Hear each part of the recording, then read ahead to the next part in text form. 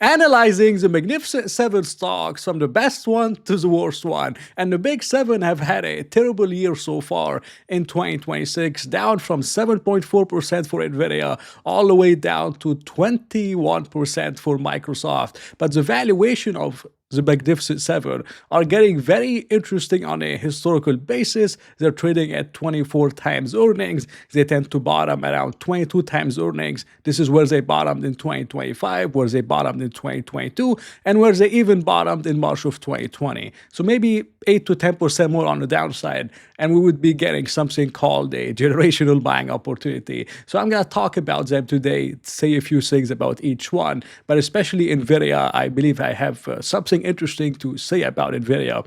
So I really hope you enjoy it as always. Now, the first one is Meta. Meta is down 22% over the last 6 months. Not because Meta is not performing or it's just deteriorating in the fundamentals. Everything has been getting much, much better.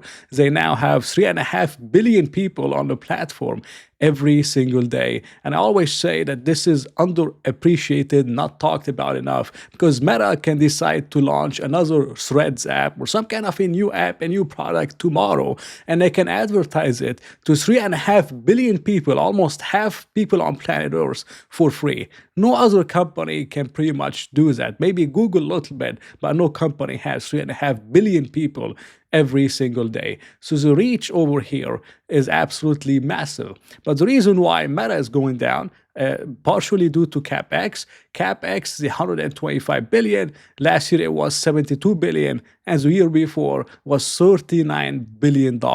And a lot of those big tech stocks, but especially Meta, they're spending a lot on CapEx. And this year in 2026, Meta is going to spend as much as it spent back in 2022, whenever the stock declined like 70 or 80%. It's about 60% of operating cash flow, which is really a lot of money to be spending on CapEx. But if we see what happened after Meta has spent 62% of its operating cash flow on CapEx, we saw revenue growth massively re-accelerate from 2% to 23%. And Meta has been growing revenues 23% almost every single quarter pretty much for the last 2.5 years, all because of the investments that Meta spent in 2022. We're still experiencing 25 to 26% revenue growth, not earnings per share, revenue growth. And next quarter is guided to be 31% revenue growth for a big tech, multi-trillion-dollar company like Meta. So to me, this CapEx has clearly not gone to waste. Maybe the metaverse has gone to waste, but a lot of the other CapEx that was spent has actually re-accelerated and reignited organic growth, but it's also making the company much more efficient. And this is a very interesting chart of Meta's CapEx here in the blue and the total headcount, or the number of employees here in the black. And you could see that whenever Meta was spending on CapEx a lot in 2022, their headcount has declined, and it's expected to decline again in 2026. So in other words, Meta has grown revenues a lot, earnings per share a lot since 2022, with like 20% fewer employees that they had in 2022. And this is all over the time is going to drive operating leverage and operating margins in general. So again, the CapEx is really not going to waste. And this is from Mark Zuckerberg himself. And I believe everyone should read what he said in the latest earnings call. And he said, we're also building what we expect to be an industry-leading amount of compute, mainly to bet on super intelligence. He said some people think that we'll get there in a few years. Others think it will be 5 or 7 years or even longer. I think that the right strategy is to aggressively front-load building capacity, so that way we're prepared for the most optimistic cases. That way, if super intelligence arrives sooner, we will be ideally positioned for a generational paradigm shift in many large opportunities.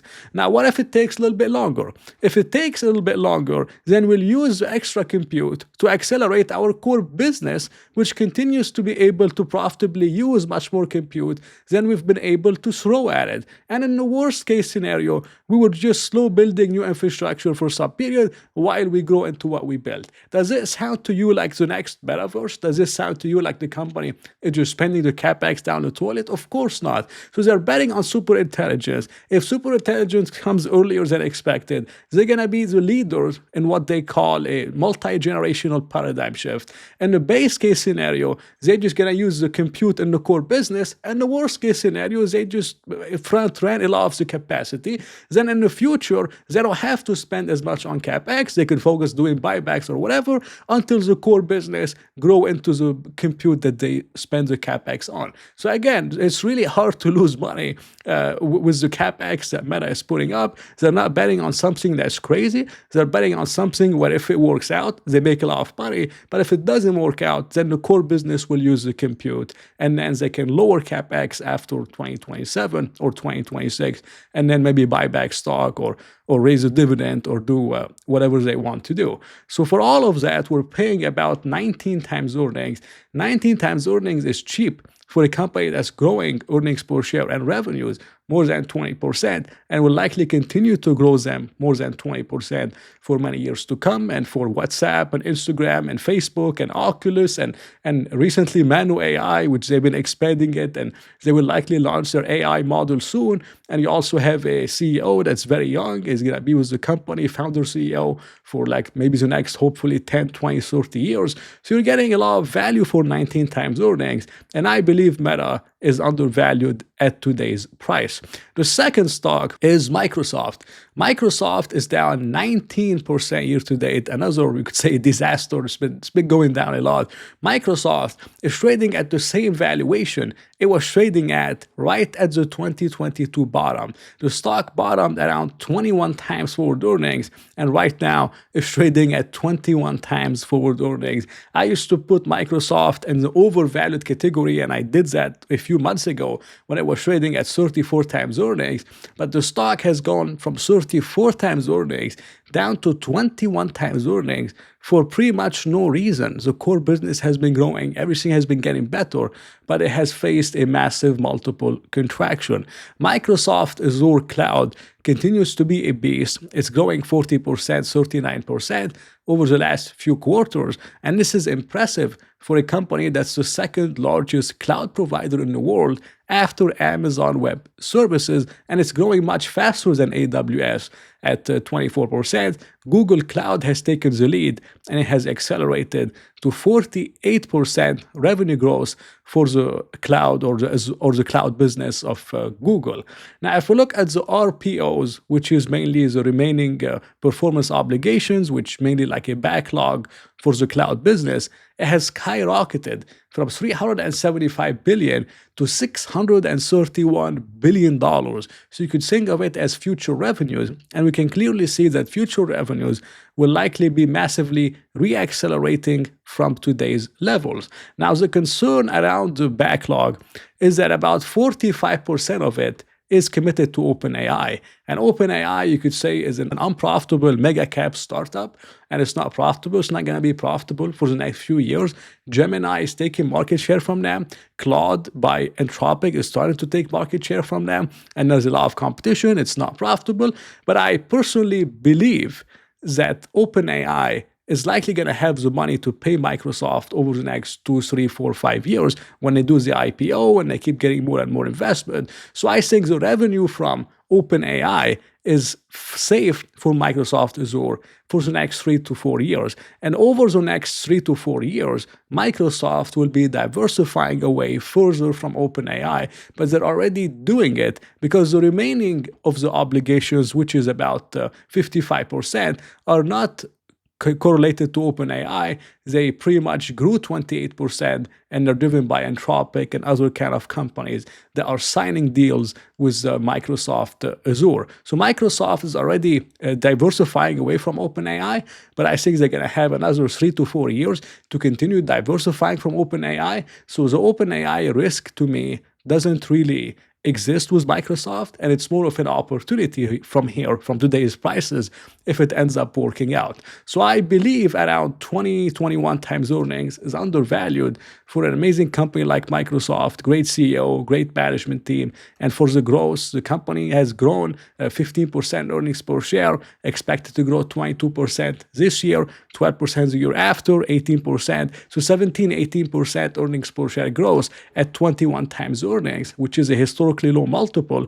I would be seeing a 15, 16, 17% annual return, plus a potential multiple expansion back to 25, 28, or maybe even 35 times. You never know what the market believes. But I think here at 21, 22 times earnings, you have the odds of not only getting the earnings per share over the long term, but you also have the odds of a potential multiple expansion, which could be extremely, extremely powerful. And I also believe that Microsoft is undervalued at today's prices.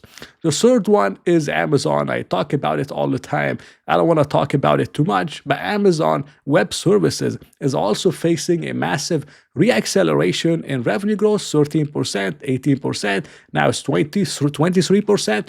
It's expected to reaccelerate further due to the Anthropic facility coming online. And that was an analysis by a website called Semi-Analysis. And it has been conservative so far. Like it was expecting 21% growth. Amazon Web Services put up 23%. So I would be expecting further reacceleration due to the Anthropic facility, which is really amazing for Amazon Web Services. But it doesn't even stop here. The future is really bright for the cloud providers and for AWS in general. And this is the CEO of AWS.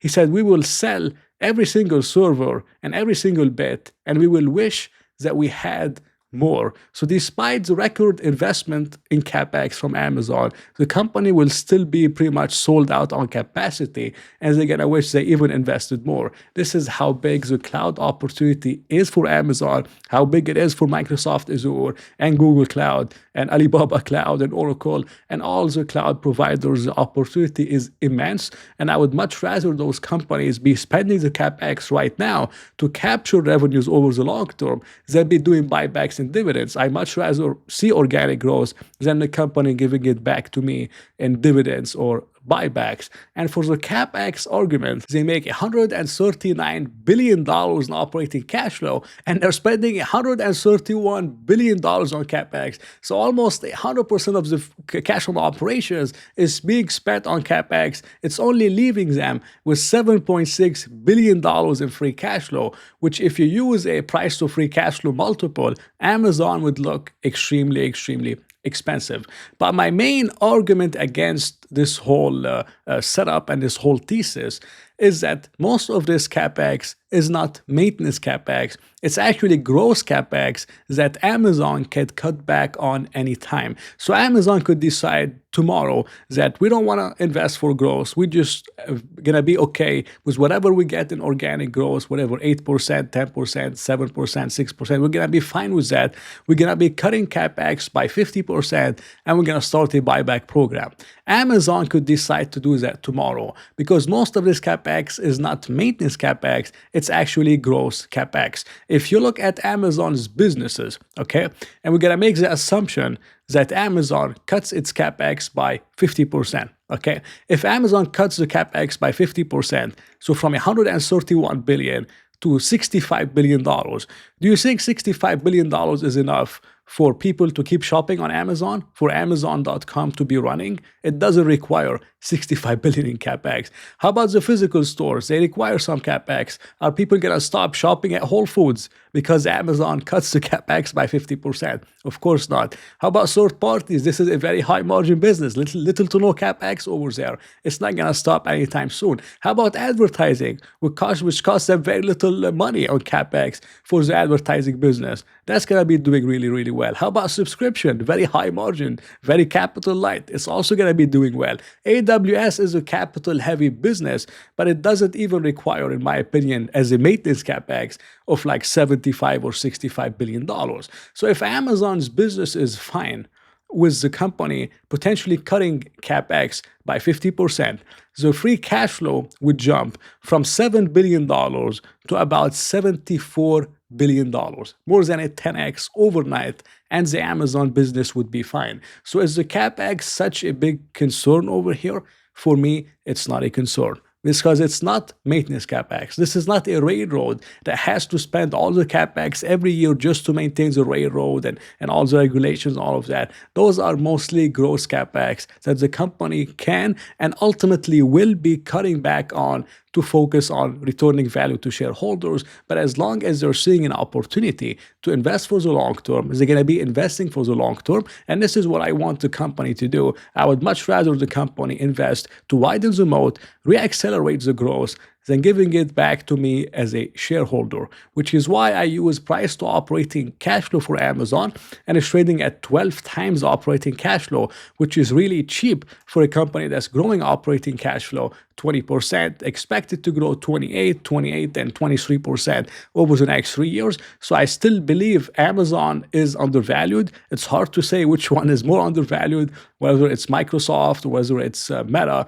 but I like Amazon very much, mainly due to the physical moat, you could say. So I always say that you can't code new distribution centers, you can't code new trucks, you can't code the logistics and the infrastructure that Amazon spent years and years building, and the real estate and all of that. So I like companies that have a real physical presence. I think it shields them away from the AI disruption, and I like this fact about Amazon, and I believe it's undervalued. Now the other stock is Nvidia.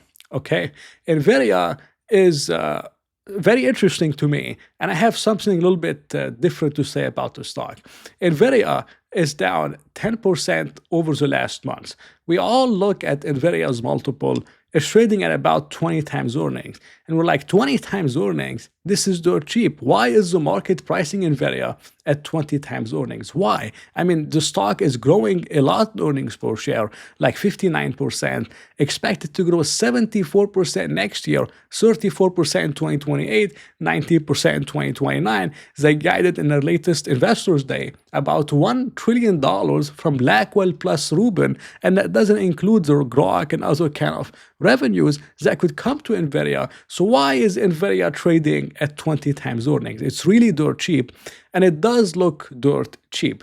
But there's another perspective around it if you're more of a conservative investor like myself when it comes to valuations. And this is the fact that the semiconductor industry has historically been cyclical.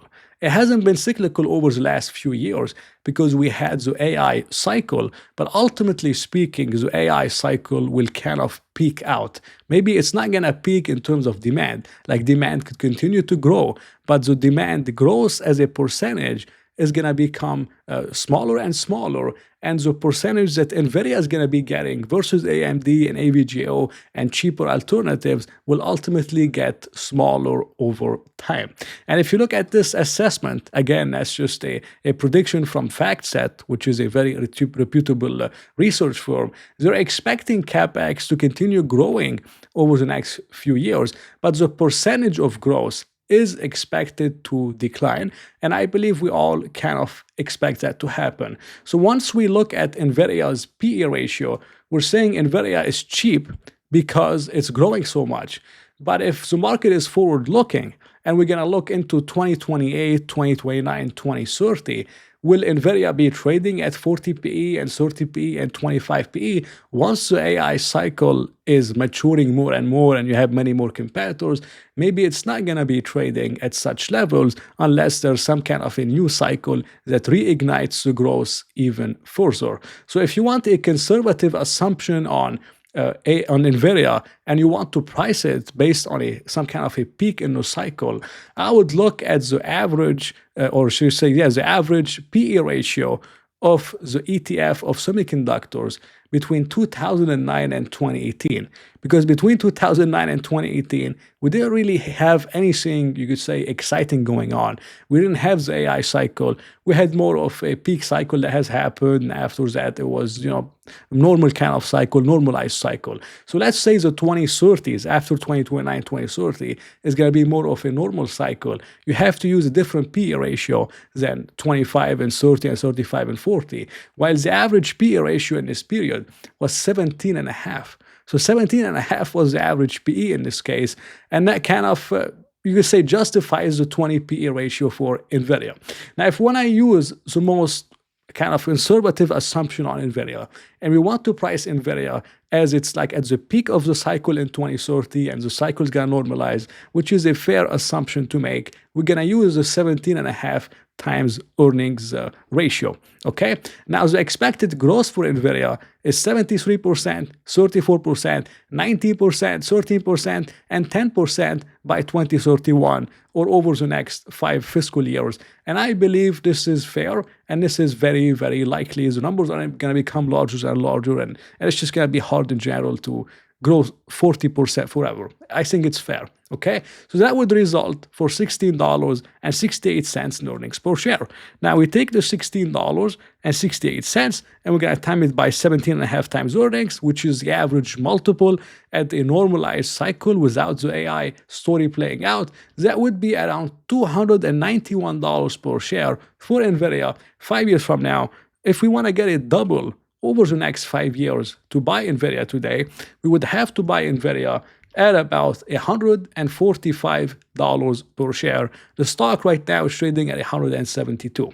So I believe Nvidia is undervalued, okay, on the base case scenario. But if you want to evaluate on the worst case scenario, and in case we have more competition and a lot of competitors come for the massively inflated Nvidia's margins, and you just want to be more conservative in general, I personally believe it's kind of hard to lose money at 145, 150. I would be getting a double over the next 5 years on like the most conservative assumption, which is 17.5 times earnings. But then I have additional upside in case the cycle becomes much, much longer, Nvidia comes out with a new product, or maybe there's a new cycle by 2030 that reignites the growth for semiconductors into something else that has higher margins and that is much more exciting. So I think over here, Nvidia is undervalued.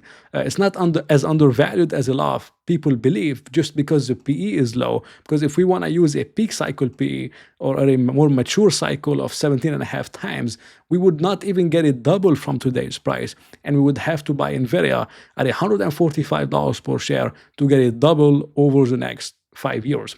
Now, the other stocks that I want to talk about is Google. Google is just an amazing company. If you buy Google, you're getting Google search. You're getting Gemini right now. You're getting YouTube. You're getting YouTube Google Ads, which is an amazing business. Google Play is also an amazing business. And Google Cloud has actually been a beast. If you look at the chart of the profitability of Google Cloud, it was losing like 5.6 billion. Now they're generating $14 billion in operating income for Google Cloud. That's just an amazing turnaround. And you have Google Search that's been doing really well. And it was pretty much the bottom whenever the CEO of Microsoft said that he wants to make Google dance. And Google did dance a lot, by the way. They danced to the upside, and they even climbed, I would say. And it was pretty much the bottom in Google search. And it just expanded a lot from there. And it was growing, and it keeps on growing. And they have Gemini, which is amazing. Now, I've been critical of Google because I've been saying that the easy money with Google has been made. Like if you bought Google last year or 2 years ago at 15 times, 16 times, you didn't only get earnings per share growth, but you got a multiple expansion from like 15 times to 30 times. I mean, the easy money has kind of been made.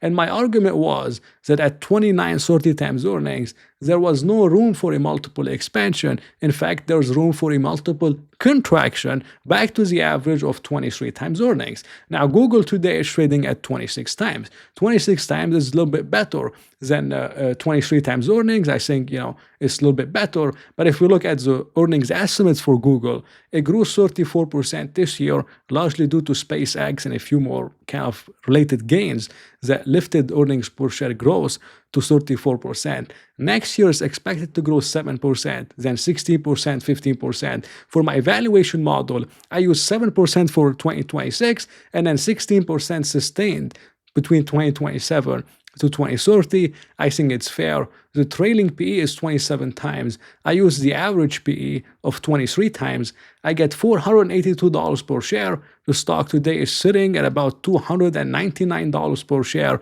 which would only be a 10% annual return from today's price, or 63% on the upside. And if I want to double my money buying Google over the next 5 years, I would have to buy Google at about $245 per share, or negative 18% from today's price. So for me, Google is the least attractive buy over here between Nvidia and Microsoft and Meta and all of them and a lot of other stocks. But I'm not hating on the company. I believe it's an amazing company. But in terms of a risk reward setup, it's just not there over yet. I think if the multiple goes down further to 21, 22 times earnings, I think it would be a much better setup. But over here, I believe there's better opportunities in the market. And by the way, I'm using fiscal.ai to come up with all those charts. If you want to try it out, they give you 2 weeks of free access using my link in the description.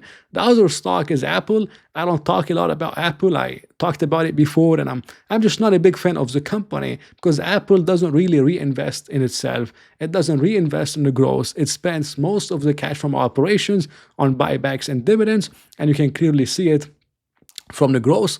The company grows earnings per share 10%, 14%, 10%, which is not bad at all. But the revenue growth is like 2%, 6%, 6%, 6%. And most of the earnings per share growth comes from the company buying back a lot in stock. There's nothing wrong with that, but this is what a mature company does. And I don't really want a mature company in my portfolio. I want a company that's growing in its early to mid stage of the cycle and that's reinvesting for growth. So this is why I never found Apple attractive at 28, 29 times earnings. I just believe there's better opportunities. As the same thing with Tesla, I don't really comment too much on Tesla because I think Tesla is more of a futuristic stock. It doesn't really trade on the present. It trades on the future, which tied to robotaxis, is tied to humanoids, and it's tied to a lot of things that we can't really predict. And you're paying 13 times sales for those future predictions, which was near the peak before it kind of crashed in 2025 and is very close to what it was back in 2021 when we had a lot of the EV excitement. So Tesla, is stocks that I'm not really excited about. They have an amazing CEO, of course, great CEO, and I think there's a lot of premium built in because of the CEO. And you have the risk where if something, maybe happens to the CEO, then what's going to happen to your investment? Because, the multiple could go down maybe 40, 50%. And there's a lot of that premium in it. So, I never really owned Tesla, and I'm not really, you could say, interested in the stock. But that's my opinion on the Big Seven. Hope you enjoyed it. It was not financial advice. If you did enjoy it, please press the like button and maybe consider subscribing. So I'll talk to you in another video.